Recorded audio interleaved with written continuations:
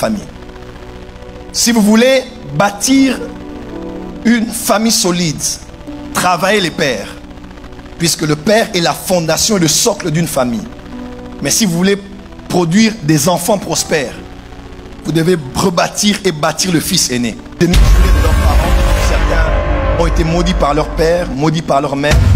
Généralement, les aînés sont très combattus. Et très peu sont ceux qui ont réussi, et non seulement réussi, mais qui ont établi un modèle de réussite pour tous les autres frères et sœurs qui viennent de la famille. Je dis, nous brisons ce soir la malédiction des préménés. Tous ceux et celles qui sont les préménés biologiques de leur famille, sachez que vous...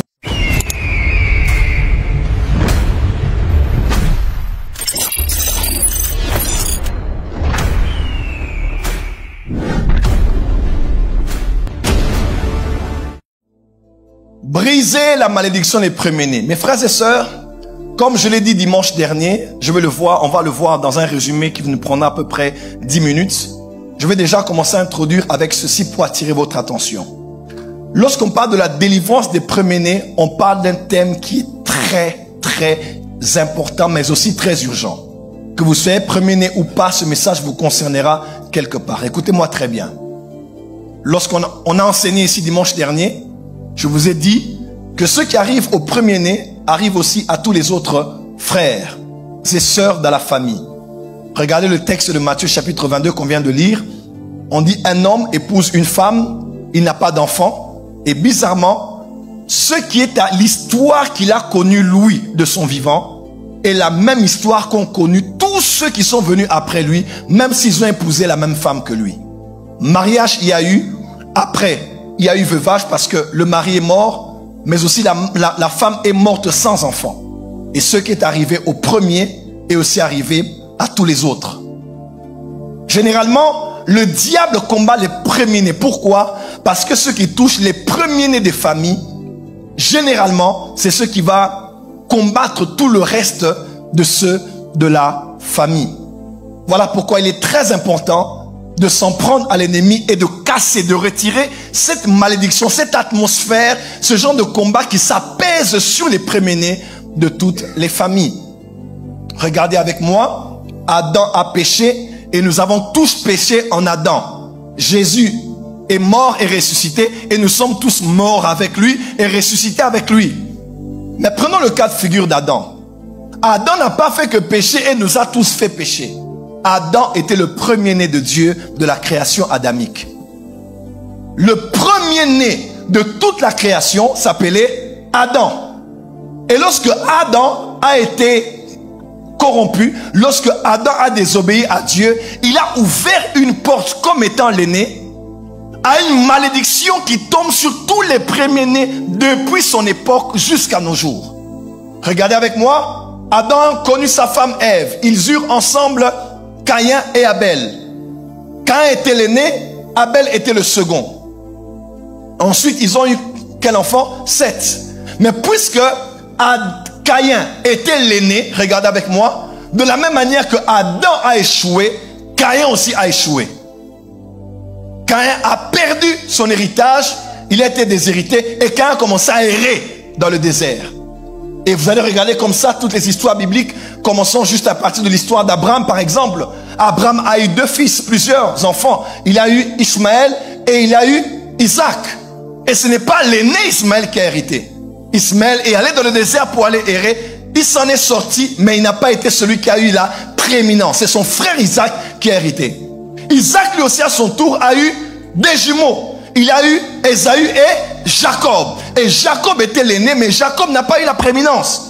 Déjà dans le sein maternel, la prophétie disait à la mère des jumeaux que ce n'est pas l'aîné qui va dominer, mais c'est le cadet qui dominera sur l'aîné. Qu'est-ce qui ne va pas avec les préménés?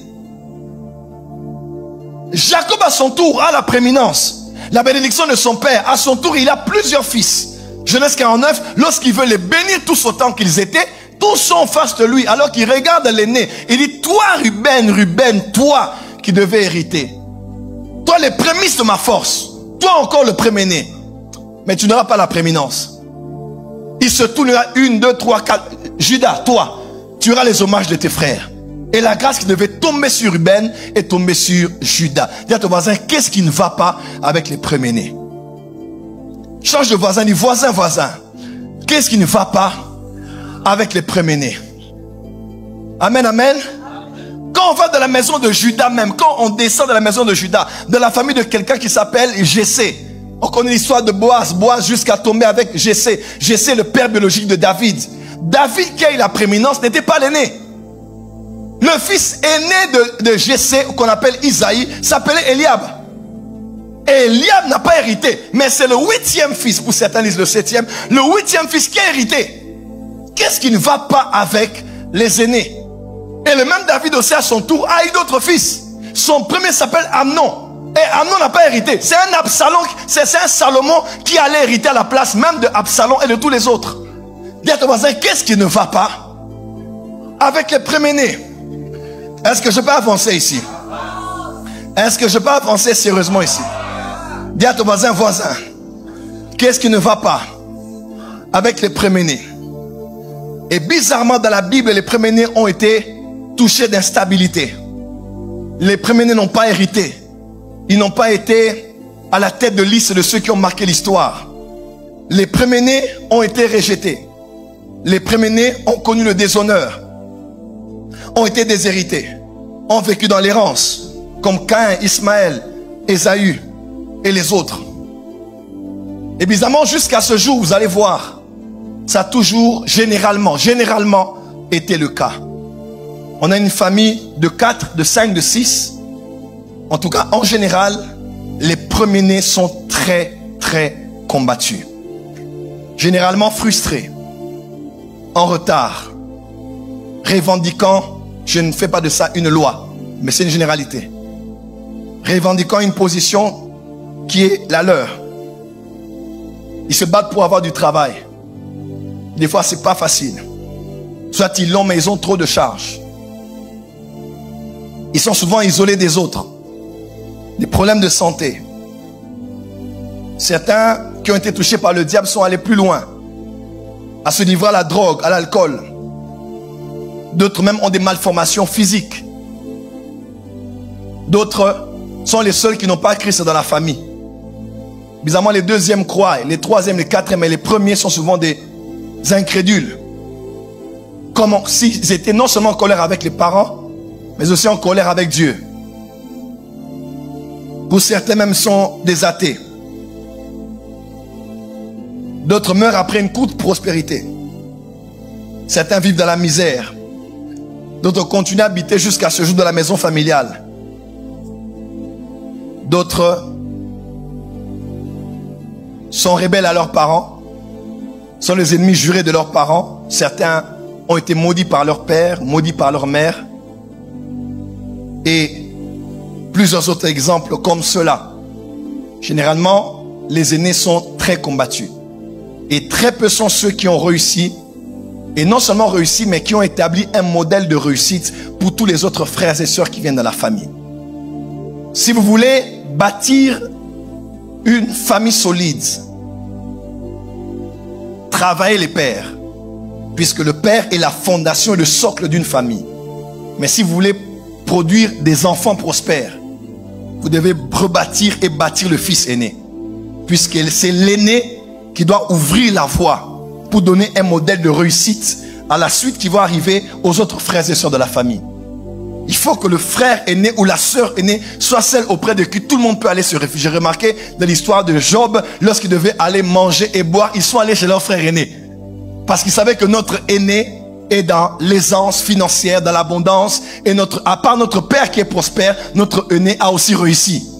Et regardez avec moi, quand le diable a voulu toucher tous les autres frères et sœurs, tous les autres enfants de Job, Satan a touché la maison du fils aîné. Et quand la maison s'est écroulée sur elle-même, quand les murs se sont écroulés, non seulement l'aîné est mort, mais tous les autres sont morts aussi avec. Et c'est ce que Satan fait généralement. Lorsqu'il touche l'aîné de tes enfants, il peut toucher aussi tout le reste de tes enfants. Voilà pourquoi ce soir, nous brisons la malédiction qui a sur les premiers-nés.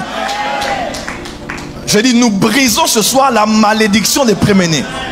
Tous ceux et celles qui sont les premiers-nés biologiques de leur famille, sachez que vous avez une mission. Dieu vous a oint et vous a mandaté pour être le tapis rouge.